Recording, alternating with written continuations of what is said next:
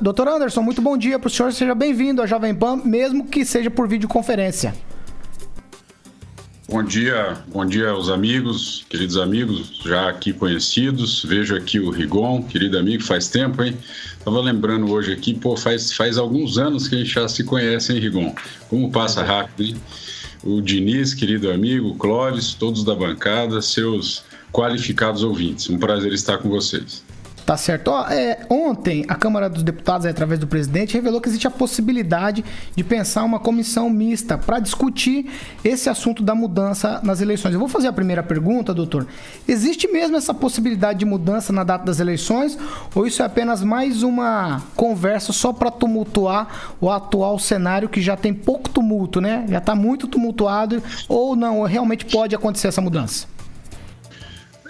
A pergunta ela é pontual e é uma reflexão necessária. Eu gosto sempre de dizer que a gente precisa diferenciar aquilo que é possibilidade daquilo que é probabilidade. Possível, convenhamos, tudo é. É possível cair um meteoro ao mesmo tempo na cabeça de cada um de nós aí agora. É possível, tudo é possível. Agora, é provável? Essa é a pergunta, né? É provável que as eleições sejam aí adiadas?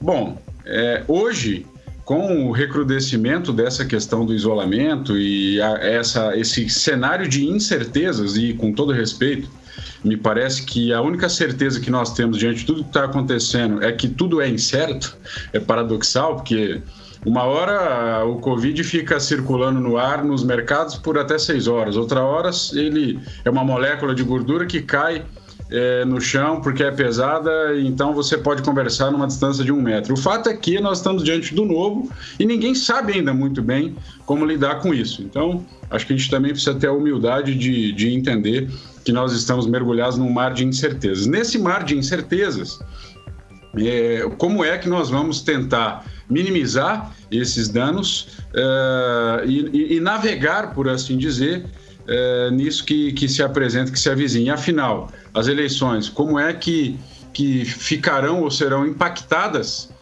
nesse cenário, nesse mar de incertezas? O fato é que hoje o futuro presidente do TSE, que é o ministro Luiz Roberto Barroso, que inclusive toma posse, salvo engano, agora dia 25, semana que vem, já tem sinalizado que até o final desse mês ou mês que vem é preciso que se tenha uma clareza se as eleições serão mantidas, o calendário eleitoral, a data da realização das eleições será mantido ou será adiado. O que nós precisamos tomar cuidado é não confundir o instituto do adiamento com o instituto da prorrogação ou do cancelamento da eleição e da unificação das eleições. É comum que alguns políticos, enfim, e é legítimo até, afinal nós estamos numa democracia que se defenda o posicionamento A ou B, mas é comum que algumas pessoas estejam se aproveitando desse momento, dessa discussão, para confundir adiamento com unificação. Veja, é importante que nós aqui acentuemos que são coisas diferentes. São coisas diferentes. Adiar significa dizer o seguinte: nós manteremos a periodicidade do voto, manteremos a realização das eleições municipais, com a possibilidade e talvez até a probabilidade cada vez mais presente de adiar, de não fazer, por exemplo, em outubro e adiar isso para novembro, para dezembro, ou então elastecer o período de votação, em vez de fazer a votação só no domingo, de repente faz no sábado e no domingo, cria grupos de votação, tudo para evitar aglomeração e reduzir ou minimizar o impacto disso tudo na votação, que é o direito sagrado do eleitor, e mais do que isso, no processo co-ante, no processo eleitoral, na campanha propriamente dita. Isso seria adiar. Agora, diferente desse discurso que se tem para não fazer eleição e unificar esse processo lá com 2022.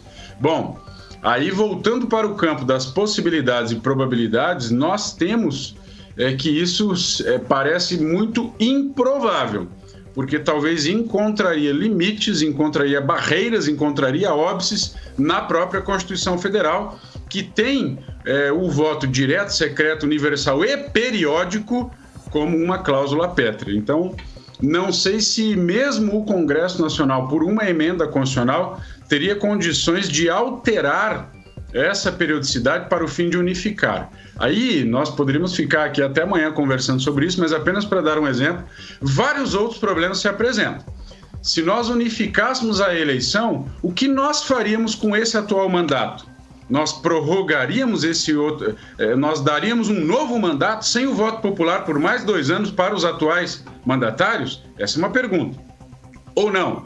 Ou nós seguiríamos aquilo que a própria Constituição já dá em alguns momentos como alternativa?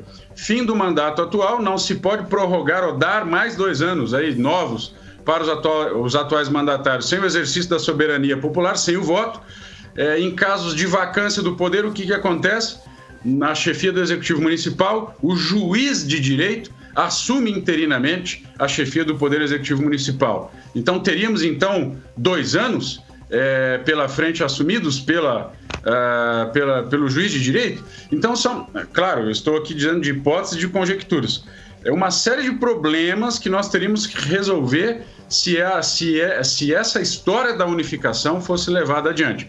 Então, é importante fazer essa diferenciação para não confundir adiamento com unificação ou mesmo cancelamento do atual mandato. Então, vou passar a palavra para o Diniz Neto. Diniz. Bem, nós estamos há 147 dias do dia 4 de outubro. Aí o 147 é um número complicado, né? Me lembra do Fiat. Mas, enfim, estamos assistindo a essa situação. Fiat europeu ou testa de touro? De 147 dias para o dia que seria a eleição, e temos 225 dias até o dia 31 de dezembro. Tem pouco tempo para acontecer bastante coisa. Mas eu concordo, é tudo ainda muito em aberto, e eu acredito que o ponto-chave, o Anderson deve ter visto ontem algumas declarações sobre isso, será o teste das urnas eletrônicas que tem que ser feito em julho.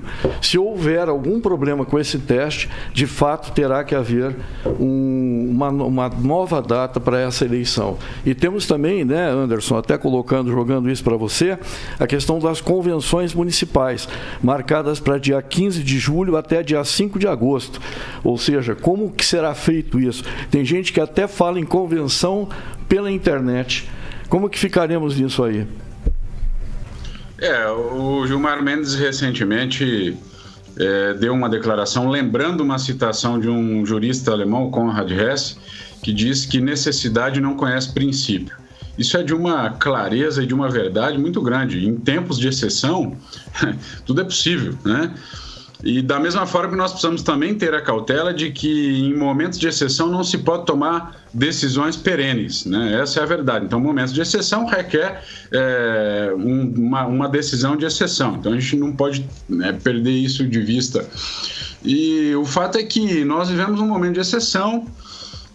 Como nos comportar nessa situação toda, cancelar uma eleição ou mesmo adiá-la ou fazer com que ela não aconteça, sob o ponto de vista de um regime democrático, é algo muito grave.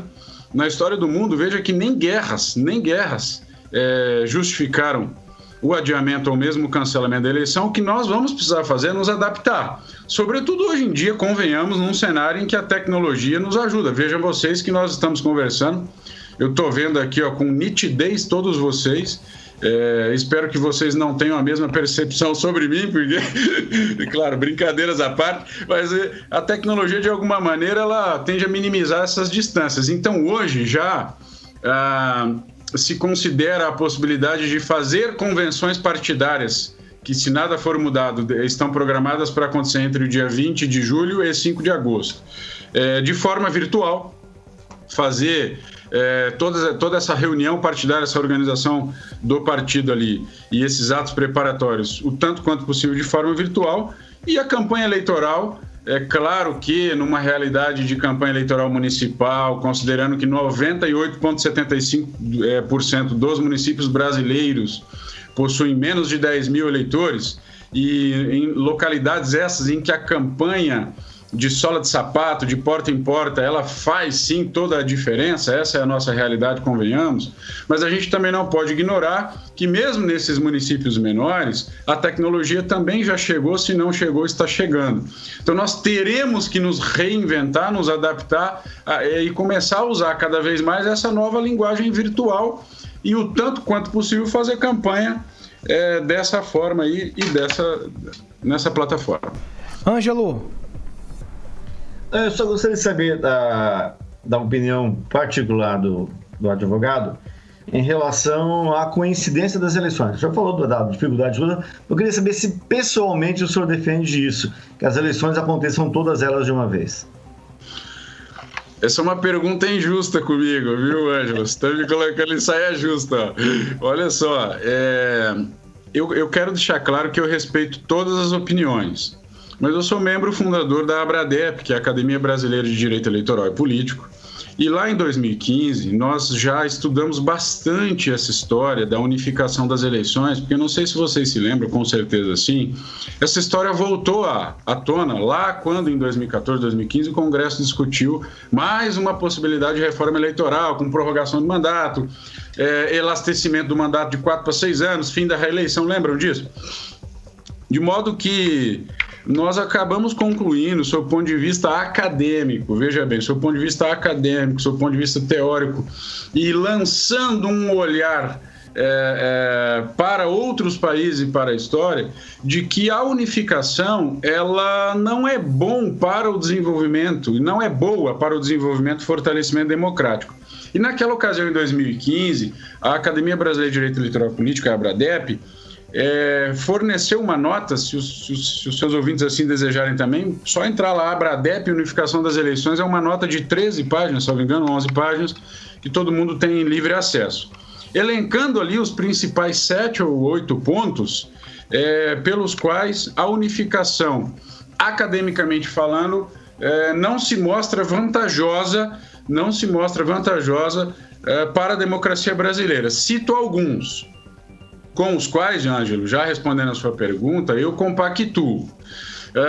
Então, em lugar de ter uma suposta economia na realização das eleições, na verdade você vai ter um encarecimento da campanha eleitoral. E precisamos acabar com o mito também de cortar coisas com aquilo que culturalmente nos parece desimportante. Ora bolas! Democracia custa dinheiro mesmo, né? Tem aquela história que o preço da liberdade é a eterna vigilância. Para você ser livre, olha que paradoxo, você tem que estar sempre vigiando. Para você manter um regime democrático, você também tem que pagar o preço, né? E aí, engraçado, a gente quer cortar justamente, agora eu sou contra, tem que cortar o fundo eleitoral, tem que cortar isso. Isso é muito mais revelador e sintomático da ausência de cultura cidadã que nós temos ao querer cortar justamente aquilo que é nossa base, aquilo que é nosso fundamento. Bom, então esse é um mito que precisa ser desmistificado. Não vai ter economia, na verdade vai ter um encarecimento da campanha. A segunda coisa é que você vai, e aí para concluir, porque eu sei que o nosso tempo está se esgotando, ter provavelmente um esvaziamento da discussão municipal em razão das discussões estaduais e federais. Então imagina você tendo ali uma campanha com 7 cargos em disputa: presidente, governador, senador, deputado federal, deputado estadual, prefeito, vereador. Quer dizer, você, além de confundir um pouco mais as pessoas, você vai ter ali 3 discussões, União, estados e municípios, brigando ali para ver quem é que disputa a preferência do eleitorado. E nessa briga, muito provavelmente, as questões de interesse local acabem sendo suprimidas em razão da própria força que tem a discussão nacional. Sob o ponto de vista do desenvolvimento democrático e comunitário, isso não é bacana, não é legal, considerando ainda mais que a vida acontece, no final das contas, de fato e de direito, no município. É no município que a vida acontece. A União e o Estado são ficções, organizações administrativas. E veja que nós privilegiaríamos a discussão daquilo que é ficção para deixar relegado ao segundo plano aquilo que é de verdade, onde a vida acontece de fato e de direito. Então eu por essas razões, entre outras, ainda sou contra a unificação, respeitando, obviamente, quem pensa o contrário. Eu vou dar uma oportunidade ainda para o Agnaldo Vieira fazer uma pergunta para a gente encaminhar para o encerramento. O assunto é muito importante, é muito atual. Você ouvinte precisa estar atento também a essas questões, precisa se inteirar desse assunto.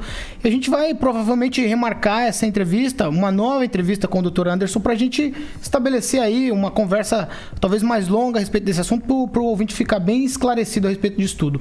Agnaldo Vieira, uma última. Bom dia, Dr. Anderson Alarcon. A minha dúvida seria uma prorrogação das eleições, da data das eleições, ou até uma unificação. Isso precisaria de uma alteração na Constituição, por exemplo? E se nós teríamos um tempo hábil, legal para se fazer isso? A sua pergunta é muito bacana, muito obrigado pela pergunta. Existe o princípio da anualidade eleitoral, que quer dizer que as regras do jogo democrático não podem ser alteradas um ano antes da eleição. Agora veja, e não foi sem razão que eu citei lá o Gilmar Mendes citando o Conrad Hesse, que em tempos de exceção, quer dizer, a necessidade não conhece princípio, então a gente tem que ter isso em conta, né? Agora, sim, são necessárias várias alterações constitucionais e vários arranjos na legislação eleitoral seriam aí necessários para que tudo isso fosse aí minimamente possível. 8h01. A gente vai chegando ao final dessa edição. Eu não me esqueci não, viu? Vocês estão achando que eu me esqueci. O Cláudio está levantando a xícara ali. É o momento Millennium Coffee. Eu tô de chocolate quente hoje. O Diniz não descobriu a preferência do Diniz na bebida. Depois, ao longo do tempo a gente descobre. Eu tô de cappuccino, ofereço pro Anderson Carrard, meu amigo, e pro Leandro Felipe de Souza. O Agnaldo tá bebendo pingado. O Josué Endo hoje tá do quê? De pingado. O Ângelo tá em casa, deve estar de café preto. O doutor Anderson deve beber um cafezinho preto também, que o brasileiro adora café. Carioca, vamos lá, pro final já estamos encerrando. Eu já tô te dando bom dia. Bom dia. A gente já fala Millennium Coffee, você já dá os destaques de hoje aí na sequência da programação Jovem Pan. Exatamente, especialista em café, Millennium Coffee, Paulo. Venda e locação de máquina de café expresso, onde todos aqui da bancada estão degustando aí, e é muito bom. Lá na rua Fernandes Vieira 546, Zona 2, ali quase a esquina com a Serra Azul. A informações você pode estar ligando lá, 30230044. Muitos já tem a Millennium Coffee, como cafeterias, padarias, confeitarias, Paulo, hotéis, restaurantes, tá bom? Millennium Coffee, Paulo. É isso aí, é o momento Millennium Coffee aqui na Jovem Pan. Você toma o seu melhor café nas máquinas da Millennium Coffee. Doutor Anderson, muito obrigado pela participação do senhor aqui na Jovem Pan. E nós vamos remarcar agora já para os próximos dias, porque esse é um assunto quente. Eu acho que vale muito a pena. O pessoal da bancada aqui ainda tem muitas dúvidas. Tem gente que nem se pronunciou aqui, tá arvoroso por fazer uma pergunta para o senhor, mas a gente vai remarcar essa entrevista para a gente continuar nesse assunto. Muito obrigado pela participação. Eu que agradeço, meus amigos. Vamos ficar de olho. O adiamento é possível e cada vez mais provável. Será um prazer estar aí em companhias tão qualificadas como vocês.